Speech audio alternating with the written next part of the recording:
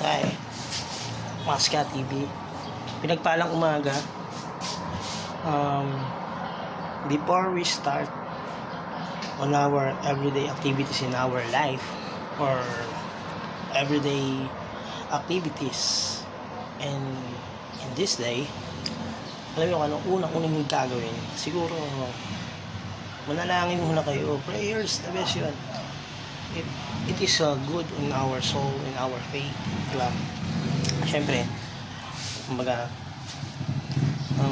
kasama na rin yung meditation, pero hindi lang siya for meditation eh. It is a communication to our God, the creator of everything. Kumbaga, kung bakit ka humihinga, matutuwa naman magpasalamat.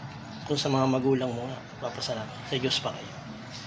Maraming factor kasi sa mga ganung usapin, pero hindi kasi lahat kasi kumbaga naniniwala, pero napakarami. Siguro 95, siguro mga 95 or 90% ng tao sa mundo ay walang may Diyos. Pero yung gagawin mo magpasalamat sa araw-araw, well, hindi lahat nakakawa nun. Well, ito, simpleng lang to. Simpleng kuro-kuro lang. Simpleng usapin lang naman, di ba? O ako, nagtatago tayo sa likod ng maskara, pero syempre marami tayong mga ginagawa na tulad ito. Hindi lang tayo basta-basta nagpapayo, pero ginagawa din natin mga bagay na sinasabi natin. Very thankful tayo kasi nabubuhay tayo sa araw-araw. Tingnan mo na lang yung araw. Yan. Di ba?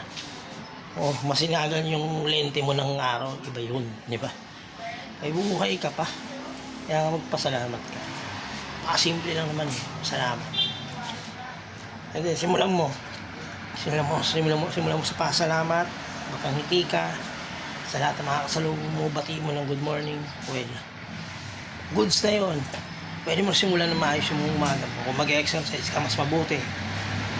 Motivate yourself, diba? Sa exercise, hindi ako tama masyado dyan, pero pag basta nagagawa na natin yan, isasama na rin natin yan sa dito sa siguro gawa natin ito ng programa later on. Hindi pa natin masabi kung kailan natin mabibigyan ito ng magalang mga entitled vlog. I don't know what I call it. Basta na tayo, ato lang tayo.